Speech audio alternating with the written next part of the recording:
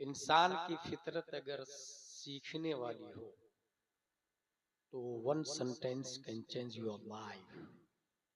एक ही बात आपकी जिंदगी बदलने के लिए काफी, बल्कि तबीयत खास हो तो सिर्फ देखना भी काफी होता है। रोजाना इमाम मोहम्मद पढ़ने के लिए जाते थे, इमाम आजम अबू हनीफा के यहाँ। एक यहूदी कहता है, हजरत मुझे कलमा पढ़ा दीजिए। कलमा पढ़ाया। लोगों ने उनसे वजह पूछी कि तुमने इस्लाम में क्या देखा। उनका जवाब सुनो, हादा मुहम्मदुकुमुल असगर फकैफ कान मुहम्मदुकुमुल अकबर। छोटे मोहम्मद साहब इतने अच्छे हैं तो बड़े मोहम्मद साहब कितने अच्छे होंगे। अरे जोर से बोलिए भाई, जोर से बोलिए। सुभान अल्लाह, नारे तकबीर।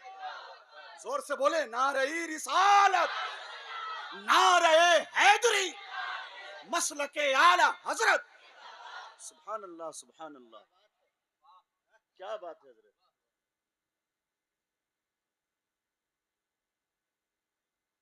इमाम अबू यूसुफ रदियल्लाहु ताला माँ के साथ काम करने जा रहे थे। देखिए मौलाना साहब बैठे हुए हैं और लोगों को पढ़ा रहे हैं। पहले मदरसा बाज़ाब्ता हॉस्टलाइज नहीं होता था, ये बात की इजाज़त है। पहले लोग मस्जिद ही में पढ़ते थे या इमाम साहब मौलाना साहब घर में पढ़ाते थे। जिसको पढ़ना जाके घर में पढ़ ले।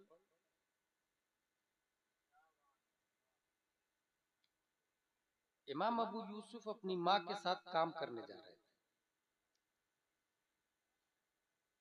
माँ का पीछा छोड़ वो इमाम साहब के पास चले गए पढ़ने के लिए। एक दिन, 2 दिन, 3 दिन उनकी वालदा आ गई। इमाम साहब ये क्या पढ़ा रहे हैं आप मेरे बेटे को? मैं बेवा, मेरा बेटा यतीम, हम दोनों कमाते हैं तो रोजी रोटी चलती है, ये कौन सी पढ़ाई पढ़ा रहे हैं? खाएंगे कहां से? इमाम साहब का जवाब सुनो, इन्नी उअल्लिमुहु इल्मन याकुलु बिहिल फालूदज बिदुनिल फुस्तुक। ऐसी पढ़ाई पढ़ा रहा हूँ आपके बेटे को कि फ्यूचर में रोगने पिस्ता में काजू डुबो करके खाएगा वो। ये राजा और महाराजाओं का खाना है। रोगने पिस्ता, पिस्ता का जूस में काजू भिगो करके खाएगा। जानते वो खातून क्या बोलती है? कद ज़हब अक़लुहु, इमाम पागल हो गया, अक्ल ज़ाय हो चुकी। इमाम साहब ने देखा ये खातून बात मानेगी नहीं। कितना खर्चा आपकी मंथली? बोले इतने दिरहम। हर महीने की 1 तारीख को वो अपनी जेब से देने लग गया। बोले बच्चा तो यहीं पढ़ेगा। 1 दिन, 2 दिन, 3 दिन, चंद सालों के बाद वो बच्चा चीफ जस्टिस की कुर्सी पे बैठ गया, काज़ी उल कुज़ात फी आलमिल इस्लाम। दस्तरखान पर एक कटोरा में रोगन पिस्ता, दूसरी प्लेट में काजू रखा हुआ है। इमाम अबू यूसुफ मुस्कुराने लगे। खलीफा वक्त ने कहा, हुजूर नाश्ता पसंद नहीं? दरअसल खलीफा वक्त इमाम अबू यूसुफ की मुस्कुराहट से ना आशना था। उसे ये नहीं पता था कि इस मुस्कुराहट के पीछे रीजन क्या है। इमाम अबू यूसुफ सोच रहे थे, अगर आज मेरी माँ होती तो ये बोलती, ऐ इमाम, एक अबू यूसुफ नहीं, अल्लाह मुझे हजारों अबू यूसुफ दे, सब तेरे नाम पे कुर्बान है। वो इमाम साहब का नाम क्या था? इमाम आजम अबू हनीफा रज़ियल्लाहु ताला। मेरी गुफ्तगू की हेडिंग है 3 सवालों के जवाब।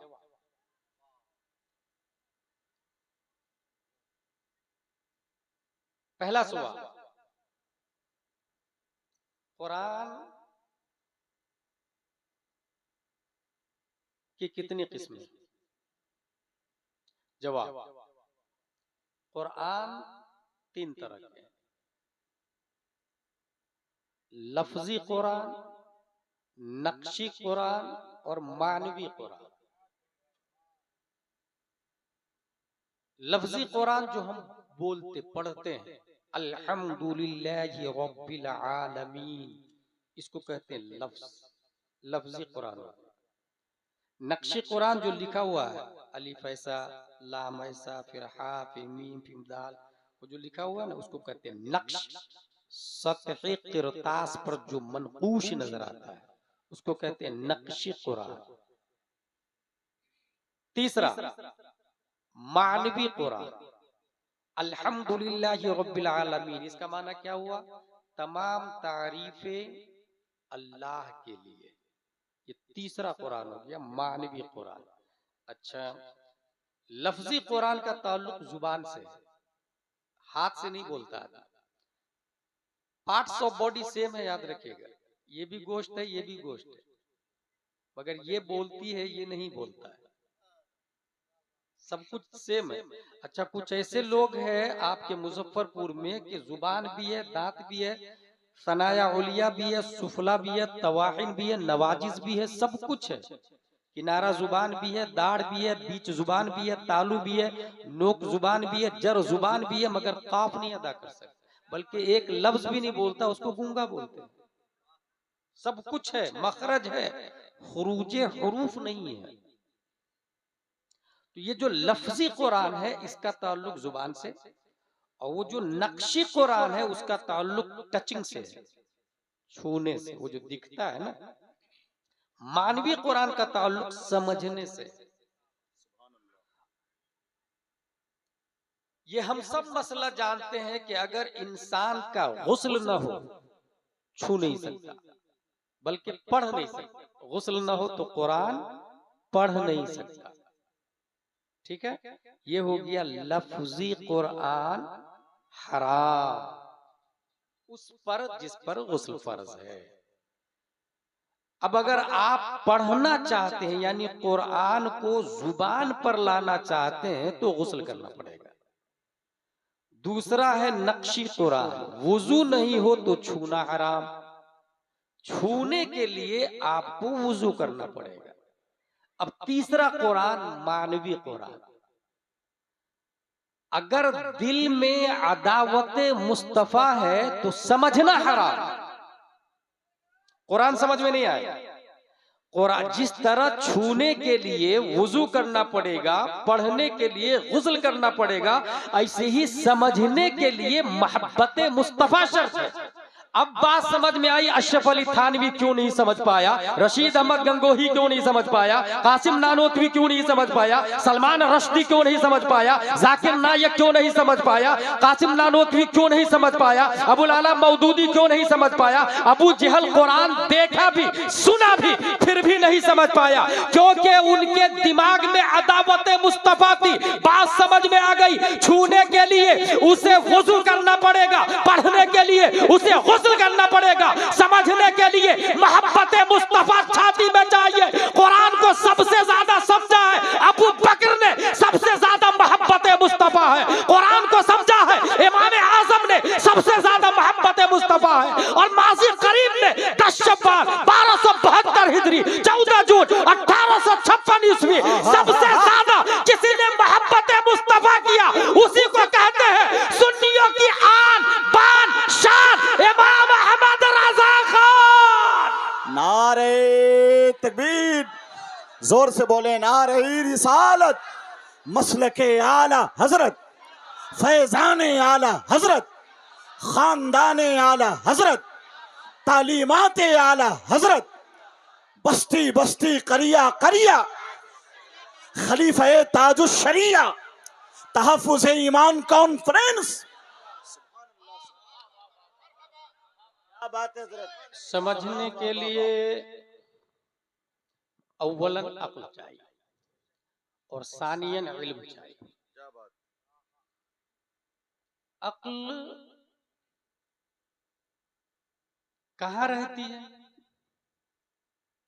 आप में से मोस्टली लोग बताएंगे कि अक्ल सर में रहती है। गलत।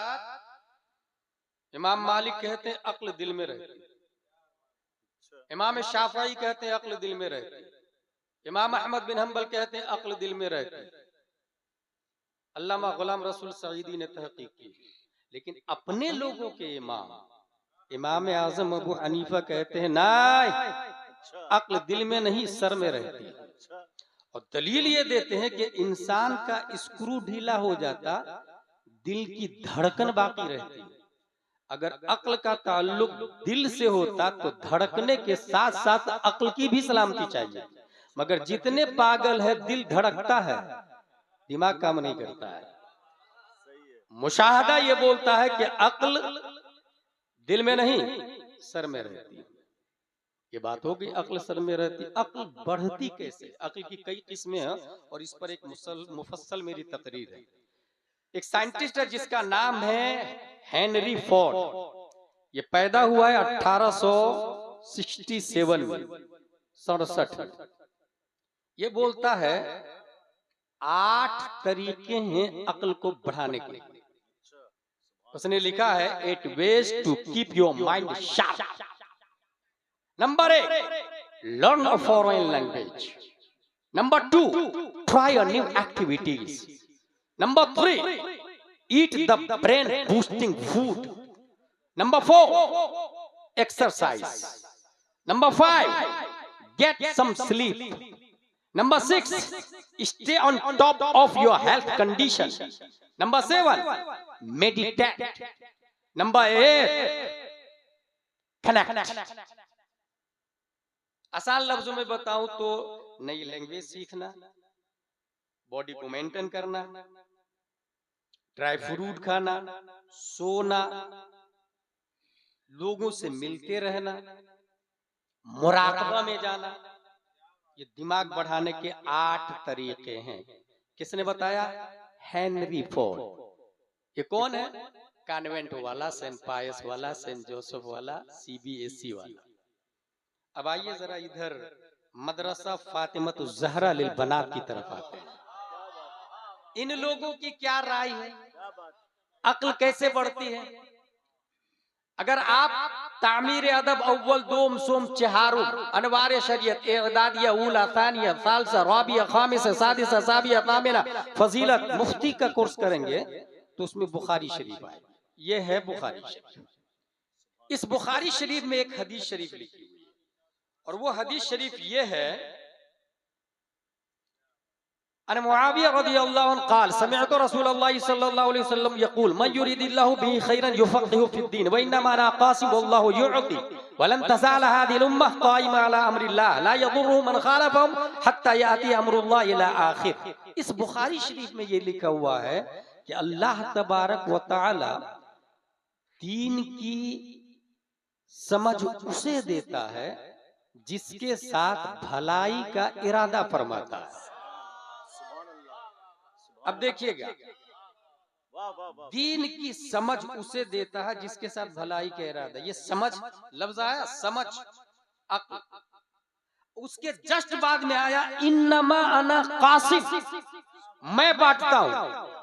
गुलाम जिलानी अज़हरी इस नतीजे पर पहुंचता है, रब है मोती, ये है कासिम, रिस्क उनका खिलाते ये है प्यारे मुस्तफा, डिस्ट्रीब्यूटर है, ग्रांटर रब्बे कदीर है, देता अल्लाह है, बांटते मुस्तफा है। दुनिया की तमाम तर नेमतें, तमाम तर रहमतें, तमाम तर बरकतें जन्नत मुस्तफा बांटते, औलाद मुस्तफा बांटते, इल्म मुस्तफा बांटते, फजल मुस्तफा बांटते, शहादत मुस्तफा बांटते, तमाम तर नेमतें मुस्तफा बांटते हैं। लेकिन इस हदीस में ये आया अल्लाह ताला जिसे दीन की समझ, और उसके जस्ट बाद में आया मैं बांटता हूं। बात समझ में आ गई, अक्ल भी मुस्तफा बांटते हैं, अक्ल भी हमारे नबी बांटते हैं। जब अक्ल हमारे नबी बांटते हैं तो दुनिया में न्यूटन भी आया, डार्विन भी आया, ज़रकाली भी आया, सुकरात भी आया, बुकरात भी आया, केपलर भी आया, अरस्तु भी आया, फिसागोरस भी आया, स्टेफन कर्लियन भी आया। दुनिया के तमाम तर साइंटिस्ट एक तरफ है और दुनिया के औलिया अल्लाह एक तरफ है। इमाम आजम भी आए, इमाम मालिक भी आए, इमाम शाफई भी आए, इमाम ज़ैनुल आबिदीन भी आए, इमाम बाकिर भी आए, इमाम जाफर सादिक आए, इमाम मूसा कासिम आए, इमाम अली रजा आए, मारूफ करखी आए, अहमद सिर्री सखती आए, जुनैद बगदादी आए, अबू बकर शिबली आए, अबुल फजल अब्दुल वाहिद तमीमी आए, गौसे आजम आए, कुतुबे आलम आए, शाह आलम आए, निजामुद्दीन औलिया आए, महबूब इलाही आए, मुफ्ती आजम आए, ताजुश शरिया आए, सरकारे सुरकाही आए, ख्वाजा मुजफ्फर आए। दुनिया के तमाम तर औलिया एक तरफ, तमाम तर साइंटिस्ट दूसरे तरफ। सवाल यह है अक्ल किसके पास ज्यादा है, न्यूटन के पास या अहमद रजा के पास, सुकरात के पास या ताजुशरिया के पास जब हमने सर्वे किया तो इस नतीजे पर पहुंचा, एपीजे अब्दुल कलाम मुखलिस नहीं था, न्यूटन साइंटिस्ट नबी का वफादार नहीं है, आइंस्टाइन ने कलमा नहीं पढ़ा, सुकरात और बुकरात ने नबी के सिस्टम को एडॉप्ट नहीं किया। इसका मतलब यह है बांटने वाला उसको देगा जो उससे प्यार करेगा, जो उसे चाहेगा, जो उससे कुर्बत हासिल करेगा। तमाम तर शैतानों को एक तरफ रखे, मुस्तफा ने उनको ज्यादा अक्ल नहीं दी बल्कि नबी ने उनको ज्यादा अक्ल दी, जिन्होंने ये कहा करूं तेरे नाम पे जाफेदा, न बस एक जा दो जहां फेदा, दो जहां से भी नहीं जी भरा, या रसूल अल्लाह करूं क्या करोड़ों जान। नारे तकबीर, नारे रिसालत, मसलक के आला हजरत, तहफ़्फ़ुज़ ईमान कॉन्फ्रेंस, खलीफा हुजूर ताजुल शरिया, नारे तकबीर, नारे रिसालत। बहुत अच्छे, जिंदाबाद जिंदाबाद। तो दुनिया के साइंसदानों से ज्यादा अल्लाह के वलियों के पास अक्ल है, ये नतीजा निकल गया। खारजी और आलिम साहब 6000 लोगों ने हजरत अली से बगावत कर ली, तो कहना जंग लड़ ली 6000 लोग। क्यों भाई? कहा मेरे 3 सवाल, उसका जवाब दे दे, माकूल जवाब रहेगा तो ठीक, नहीं तो हम लड़ेंगे। पहला सवाल, इनिल हुक्मु इल्ला लिल्लाह, कुरान शरीफ में आया, हाकिम सिर्फ अल्लाह है, और हजरत अली ने और हजरत अमीर मुआविया दोनों ने मिल के हकम मुतय्यन किया तीसरे को। तो जब हाकिम अल्लाह है तो बीच में तीसरा क्यों? दलील देखिए, कुरान से दे रहे, इनिल हुक्मु इल्ला लिल्लाह, हाकिम सिर्फ अल्लाह, हुक्म सिर्फ अल्लाह का चलेगा। दूसरा सवाल, अगर जंग नाजायज है अमीर मुआविया से तो लड़ना ही नहीं चाहिए, जंग नाजायज है तो लड़ना ही नहीं चाहिए, और अगर जायज है तो माले गनीमत में जो आया उसे लेना चाहिए, मगर हजरत अली लेने नहीं दिए, गलत किया उन्होंने, हम लड़ेंगे उनसे। तीसरा सवाल, जब सुलह हो रही थी तो ये कहा अमीरुल मोमिनीन अली इब्न अबी तालिब की तरफ से सुलहनामा, कहा अमीरुल मोमिनीन को काटो, तो काट दिया गया। अब खारजी का कहना था कि हजरत अली अमीरुल मोमिनीन नहीं तो क्या अमीरुल काफिरीन है, माज़अल्लाह, काटा क्यों? ये मेरा सवाल है, जवाब देंगे तो ठीक, नहीं तो हम लड़ेंगे। आलिम साहब जवाब देते हैं। कौन है आलिम साहब? ये वो आलिम साहब है जो पढ़ने के लिए सिर्फ और सिर्फ मदरसे नहीं, बल्कि उस जमाने में था ही नहीं मदरसा, आलिम साहब के दरवाजे पे जाके कैलूला के वक्त घर से बाहर ही बिस्तर जमा के सो जाते थे कि जब आलिम साहब निकलेंगे तो मैं उनसे कोई मसला पूछूंगा, हदीस पूछूंगा और इस तरह मैं जमा करूंगा इल्म में इजाफा। ये आलिम साहब जो तीनों सवालों के जवाब देते हैं, इनका नाम है हजरत अब्दुल्ला बिन अब्बास रज़ियल्लाहु सुभान तआला। अल्लाह, सुभान अल्लाह। क्या एतराज है आपके? का 3 एतराज। पहला एतराज, हाकिम जब अल्लाह है तो हकम क्यों बनाया? जवाब सुनो, कुरान शरीफ में आया, वइन खिफ्तुम शिकाक बैनहिमा फबअतु हकमम मिन अहलिही व हकमम मिन अहलिहा। कुरान शरीफ, मियां बीबी में झगड़ा हो जाए तो एक हाकिम मर्द की तरफ से और एक हाकिम औरत की तरफ से, और दोनों जो फैसला कर दे वो मान लिया जाए। कहा ये कुरान में आया? कहा हाँ आया।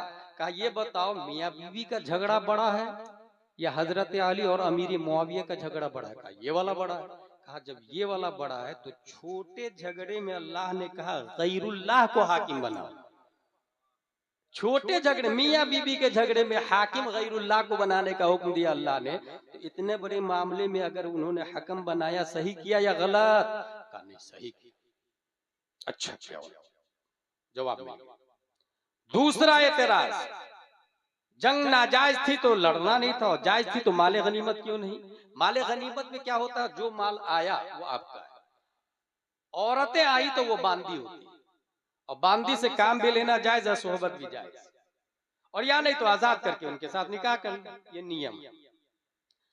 हजरत इब्न अब्बास फरमाते हैं कि हजरत अली के अपोजिट में हजरत आयशा रज़ियल्लाहु अन्हा भी थी।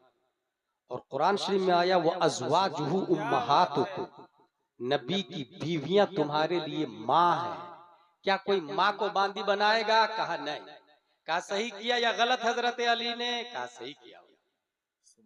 तीसरे सवाल का जवाब, अमीरुल मोमिनीन का लफ्ज काटा क्यों? क्या वो अमीरुल काफिरीन है? हजरत अब्दुल्ला बिन अब्बास जवाब देते हैं, सुलह हुदैबिया पर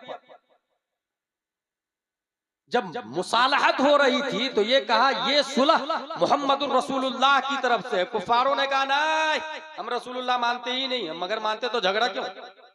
रसूलुल्लाह को काटो तब सुलहनामा तैयार होगा। हुजूर सल्लल्लाहु अलैहि वसल्लम ने रसूलुल्लाह को हटवाया। गौर कीजिएगा। अब हजरत इब्ने अब्बास फरमाते हैं रसूलुल्लाह ज्यादा इंपॉर्टेंट है या अमीरुल मोमिनीन ज्यादा इंपॉर्टेंट है? कहा रसूलुल्लाह ज्यादा इंपॉर्टेंट है। कहा सुलह के लिए रसूलुल्लाह का लफ्ज हटा दिया गया, फिर अमीरुल मोमिनीन का लफ्ज हटा के सही किया या गलत? भाई एक वक्त इस जवाब को सुनकर तकरीबन 2000 लोगों ने तौबा करके हल्का बगोश इस्लाम होते और हजरत अली से मुरीद हो जाते। सुभान अल्लाह, सुभान अल्लाह, सुभान अल्लाह। मिस्र में लाइब्रेरी में गया था मैं, फ्रंट पेज ही खोला तो उसमें लिखा हुआ था इल्म हो तो इख्तिलाफ ही खत्म हो जाता है।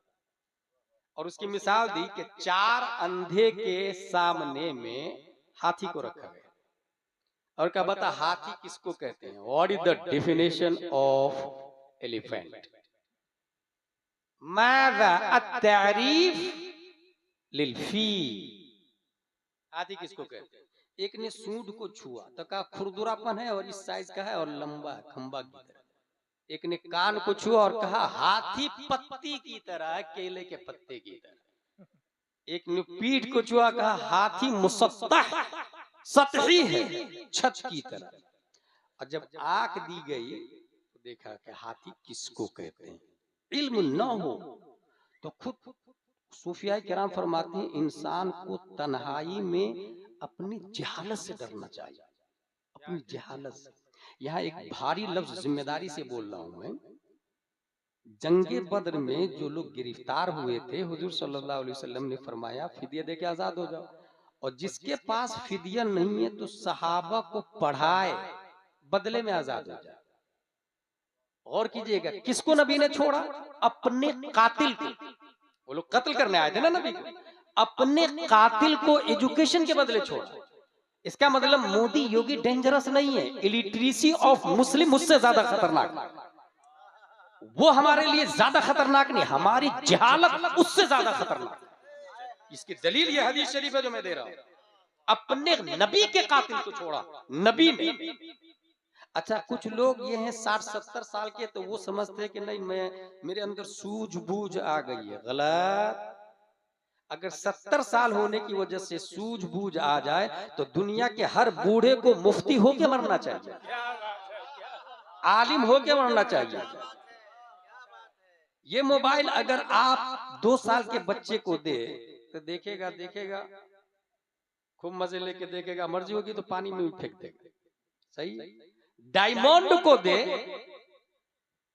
एक लात मार के उसे फेंक देगा नाली। फायर आग का गोला रख दे तो उसके पकड़ेगा, मुंह में भी डाल लेगा, मुंह हाथ पांव जला लेता बच्चा, सब देखा होगा आपने। मगर यही बच्चा अगर 70 साल का हो जाए तो डायमंड और गोल्ड को तिजोरी में बांध के क्यों रखता? क्या उसकी उम्र आ गई, बढ़ गई इसलिए, या एजुकेशन आया इसलिए? अगर आप कहेंगे उम्र बढ़ गई इसलिए तो गलत। उसी बच्चे को आप अंडमान निकोबार में रखते जहां आदिवासी जरवा लोग रहते हैं, और 70 साल के बाद आप डायमंड दे, फिर वही हाल करेगा, लात मार के फेंक देगा। इसका मतलब ये हुआ कि डायमंड की वैल्यू उम्र बढ़ने से नहीं समझ में आई, एजुकेशन से समझ में आई।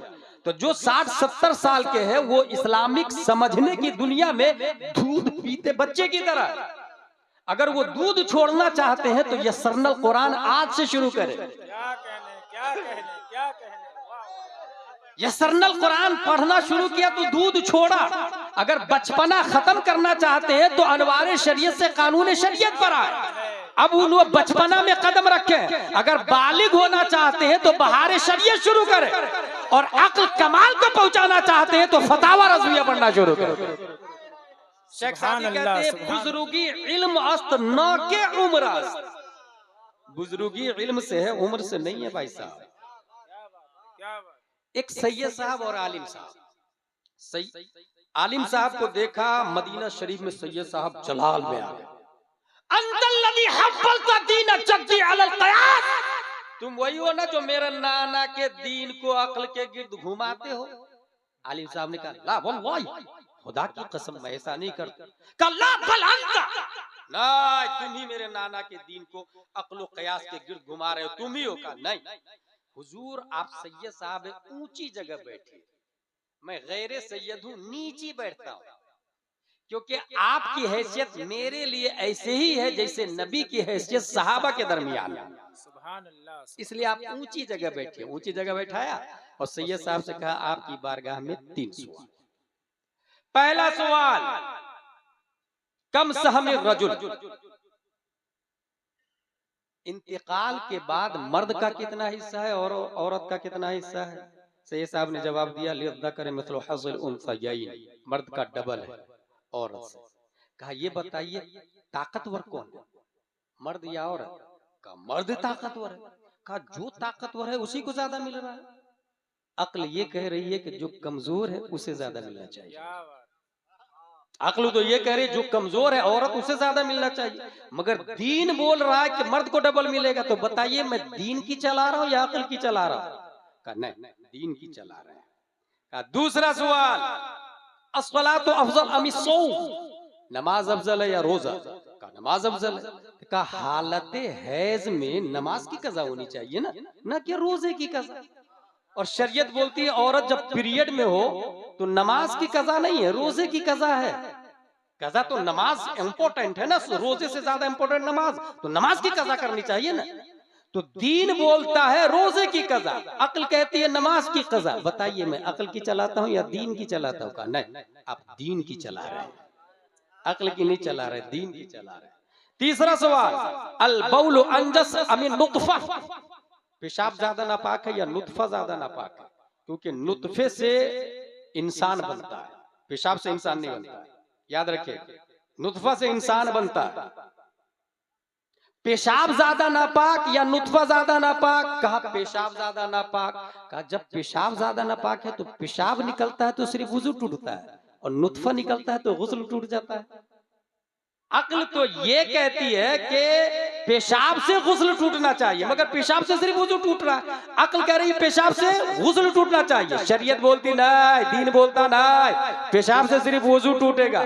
बताइए मैं दीन की चला रहा हूं या अक्ल की? कहा तुम सिर्फ दीन की नहीं चला रहे हो, बल्कि वो सैयद साहब कुर्सी से उठे और आलिम साहब को गले से लगाए, पेशानी का बोसा दिया और कहा जब तक तुम जैसे उलमा दुनिया में जिंदा रहेंगे मेरे नाना का दीन चमकता लहकता महकता रहेगा। वो कोई और आलिम नहीं, आलिम का नाम है हिब्रुल उम्मा। 80 हिजरी में साबित की पीठ से कूफा की धरती पे पैदा होने वाले इमाम आजम अबू हनीफा, सैयद का नाम है हजरत इमाम अबू जाफर सादिक रज़ी अल्लाह तआला। नारे तकबीर, नारे रिसालत, मसलक के आला हजरत, तहफ़्फ़ुज़ ईमान कॉन्फ्रेंस। सुभान अल्लाह, सुभान अल्लाह, सुभान अल्लाह, सुभान अल्लाह, सुभान अल्लाह। 3 साइंटिस्ट का सवाल सुने और आलिम साहब का जवाब। एक साइंटिस्ट है जिसका नाम है चार्ल्स बेनिट। इसने 1993 में एक नजरिया दिया, नजरिए का नाम है क्वांटम टेलीपोर्टेशन। ये क्या होता भाई साहब?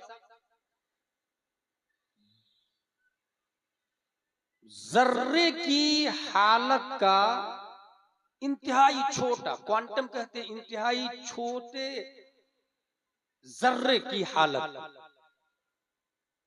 फिजिक्स की इस्तिलाह। जैसे आपको खरबों हिस्सा में बांट दिया जाए तो कितना छोटा छोटा पार्ट बनेगा, इसको कहते हैं क्वांटम टेलीपोर्ट। गायब हो, जैसे एक मशीन में रखा जाए, इंसान गायब होकर दूसरी जगह चला जाता है, इसको कहते हैं टेलीपोर्टेशन, क्वांटम टेलीपोर्टेशन। ये तैयारी चल रही है अभी साइंसदानों की, ऐसा कंप्यूटर भी आने वाला है। एक इंसान होगा आपके मेहसी में और दूसरा इंसान होगा मर्क्यूरी पर या वीनस पर या मार्स पर या जुपिटर पर या सैटर्न पर या यूरेनस पर या नेपट्टून पर या प्लूटो पर, और यहाँ उसको पढ़ाएंगे अलिफ तो वहां पढ़ लेगा अलिफ, यहाँ पढ़ाएंगे बा तो वहां पढ़ लेगा बा, यहाँ पढ़ाएंगे ता तो वहां पढ़ेगा ता। इसकी तैयारी चल रही, अभी कामयाब नहीं हुए। और ये नजरिया दिया 1993 में किसने? चार्ल्स बेनिट ने ये नजरिया दिया कि हम ऐसा बनाने वाले हैं कि इंसान एक जमीन पर दूसरा आसमान के किसी प्लेनेट पर हो, हम यहाँ जो उसे पढ़ाएंगे या देंगे वो चीज अपने आप वहां पहुंच जाएगी। ये नजरिया 20वीं सदी ईस्वी में ये थॉट आया, अभी तक ये कामयाब नहीं हुए। जब मेरे कानों से आवाज टकराई, मैंने कहा सुन, ये तू ABCD पढ़ रहा ना, इसीलिए कामयाब नहीं हुआ और कभी हो भी नहीं सकता है। जरा मदरसा फातिमतुज़ ज़हरा लिल बनात की तरफ आ जा, अलिफ बा ता सा पढ़। ये 15वीं सदी हिजरी है, पीछे पलट के देख 14वीं सदी हिजरी, 13वीं 12वीं 11वीं 10वीं 9वीं 8वीं 7वीं 6वीं 5वीं 470 हिजरी में जीलान की धरती पर शेख अब्दुल कादिर जीलानी पैदा होते हैं। वक्त का सबसे बड़ा आलिम इब्ने जौजी सामने बैठा हुआ है। अल्लाह तबारक व तआला ने मेरे गौस को वो पावर दिया, उसके पास जितना भी फलसफा का इल्म था, जितना भी साइंस का इल्म था, जितना भी दुनिया का इल्म था, इशारा किया और तमाम तर उलूम उसके दीनियात में कन्वर्ट हो गए। मिनटों में फलसफा का इल्म तसव्वुफ के इल्म से बदल जाता। और दूसरा क्वांटम टेलीपोर्टेशन का नजरिया मेरे गौस ने दिया कि एक जगह मौजूद है और उसी वक्त में 70 घरों में पहुंच जाता है। नारे तकबीर, नारे रिसालत, मसलक के आला हजरत फैजान गौसे आजम, तहफ्फुज़ ईमान कॉन्फ्रेंस, खलीफे हुजूर ताजुश शरिया। सुभान अल्लाह, सुभान अल्लाह। साइंटिस्ट का दूसरा सवाल, इसका नाम है डेविड हार्वे। ये पैदा हुआ है 1878 में। इसका कहना है स्पेस टाइम कंप्रेशन। क्या मतलब होता है ये? इसका मतलब ये है कि आपके लिए 1 घंटा और दूसरे के लिए 1 minute. Time compression, space compression, आपके लिए 1000 किलोमीटर और दूसरे के लिए 1 किलोमीटर। और क्या ये पॉसिबल है? अलग अलग प्लेनेट की टाइमिंग अलग है, जमाना सिकुड़ता भी है, मकान सिकुड़ता भी है। प्रैक्टिकली कुछ एग्जाम्पल भी दे दी, साइंसदानों में शुमार होने लगा। 1878 ईस्वी में पैदा होने वाला डेविड हार्वे, गिनीज बुक में नाम। पढ़ाई कहां से किया? ABCDEF कॉन्वेंट सेंट पायस ऑक्सफोर्ड कैम्ब्रिज से। हमने कहा जरा मदरसे की तरफ आ जा, ये तामीर अदब पढ़, ये अनवार शरीयत पढ़, ये आलिम का कोर्स पढ़ और कुरान शरीफ पढ़ेगा। ये कुरान शरीफ है जिसके अंदर 7 मंजिल है, 30 पारे हैं, 77,450 कलीमा है और जिसकी फ्रंट हेडिंग लिखी हुई है ज़ालिकल किताबु ला रैब फीह, इसमें जर्रा बराबर शक नहीं है। और जिसके बारे में अल्लाह का फरमान है, मा फर्रतना फिल किताबि मिन शै, हमने कुरान में किसी चीज को नहीं छोड़ा। कुरान का दावा है, माले हादल किताब ला युगादिरु सगीरतन वला कबीरतन इल्ला अहसाहा। इस किताब को क्या हो गया है, न छोटी चीज को छोड़ती है न बड़ी चीज को छोड़ती है, हर चीज का रोशन बयान है। तुम कह रहे हो मकान सिमट जाता है, टाइम सिमट जाता है, एक के लिए 1 घंटा दूसरे के लिए 1000 साल, एक के लिए 1 किलोमीटर दूसरे के लिए 1000 किलोमीटर। कुरान पढ़ेगा तो बात समझ में आ जाएगी। 1400 साल पहले प्यारे मुस्तफा पे जो कुरान नाजिल हुआ, उसके अंदर हजारों साल पहले ही टाइम सिमटने की बात आ चुकी है। खल्लाक़े दो आलम ने 100 साल तक उज़ैर अलैहिस्सलाम को सुला दिया और उसके बाद में उठा के पूछा कम लबिस्ता, कितना ठहरे? जवाब दिया लबिस्तु यौमन औ बादा यौम, 1 दिन या आधा दिन ठहरा हो। बात समझ में आ गई। दूसरे के लिए 100 साल, उज़ैर अलैहिस्सलाम के लिए आधा दिन। न्यूटन आजा, डार्विन आजा, ज़रकाली आजा, सोक्रात आजा, बुकरात आजा, अरस्तु आजा, एपीजे आजा, टकातेरा, professor, vice chancellor, B Ed, D Ed, MBBS, MD, DM, collector, barrister, राजदूत, सब के सब आ जाओ। तुम जो अभी दिखा रहे हो 1400 साल पहले कुरान में आ चुका। रिसालत तहफ़्फ़ुज़ ईमान कॉन्फ्रेंस सर ज़मीन दामोदरपुर महसी खलीफे हुजूर ताजुश शरिया मदरसा फातिमतुज़ ज़हरा लिल बनात। सुभान अल्लाह सुभान अल्लाह सुभान अल्लाह। तीसरा साइंटिस्ट, सुभान अल्लाह। इसका नाम है जेम्स प्रेस्कॉट जोल। ये पैदा हुआ 1818 में। इसका क्या कहना है? एनर्जी ट्रांसफॉर्मेशन, एक चीज को हम दूसरी चीज में कन्वर्ट करते हैं, एक हैयत को हम दूसरे हैयत में कन्वर्ट करते हैं। जैसे बहुत आसान है, ये मोबाइल है, आप इसमें मुसन्निफे मंजूम सवान है आला हजरत मौलाना महबूब गौर साहब के व्हाट्सएप पे जाए और कहिए अस्सलाम वालेकुम, तो वो लिख करके बताएगा अस्सलाम वालेकुम, कहता है ना। यह है एनर्जी ट्रांसफॉर्मेशन। वॉइस को राइटिंग में कन्वर्ट कर दिया उसने, एनर्जी ट्रांसफॉर्मेशन। आप लोग जो कूलर में पानी डालते हैं कहाँ जाता है? हवा बन के बाहर, एनर्जी ट्रांसफॉर्मेशन। माँ और बहनें चूल्हा में जो फूंक मारती है पाइप से लकड़ी को सुलगाने के लिए, ये हवा उधर जाके शोला में कन्वर्ट हो जाती है, एनर्जी ट्रांसफॉर्मेशन। इसने कहा कि ये है, और इसी की बुनियाद पर, इसी थ्योरी की बुनियाद पर तार, फिर फैक्स, फोटोकॉपी, मूवीज, ये हॉलीवुड, बॉलीवुड, टॉलीवुड, ये सब के सब उसी नजरिए की पैदावार है। एक हकीकत दूसरे हकीकत में कन्वर्ट हो सकती है, होती है। ये थ्योरी दिया इसने। कब दिया? 1818 में। मैंने कहा पीछे पलट, 15वीं सदी हिजरी है ना, 14वीं, 13वीं, 12वीं, 11वीं, बल्कि हिजरी थी नहीं उस वक्त। 571 ईस्वी में अब्दुल्ला की पीठ से, आमिना के बतन से, मकाम बैदा पीर के दिन सुबह सादिक लफ्ज़े मोहम्मद से मुसम्मा प्यारे मुस्तफा सल्लल्लाहु अलैहि वसल्लम पैदा होते हैं। जंगे बद्र है। हजरत अक्काशा ने कहा या रसूल अल्लाह, मेरी तलवार टूट गई। हुजूर सल्लल्लाहु अलैहि वसल्लम ने लकड़ी दे दी, लकड़ी, और वही लकड़ी तलवार से ज्यादा काम कर रही थी, धारदार भी बन गई और चमक भी रही थी। और पहले का वाक़या कुरान में है, रब्बे कदीर ने मूसा अलैहिस्सलाम से फरमाया, मूसा अपनी लाठी को जमीन पर रख दे। मूसा ने लाठी को जमीन पर रखा, वो एक अस्तहा बन गया। उसके बाद रब ने फरमाया, खुदहा वला तखफ सनुईदुहा सीरतहल उला, पकड़ ले, डर मत, मैं पहले की तरह लाठी बना दूंगा। मतलब ये हैयत का कन्वर्ट होना, हकीकत का बदलना, एनर्जी का ट्रांसफॉर्मेशन होना।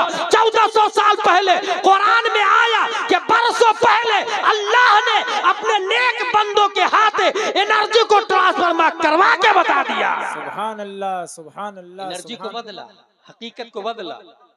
ये सब मैं क्यों बोल रहा हूँ?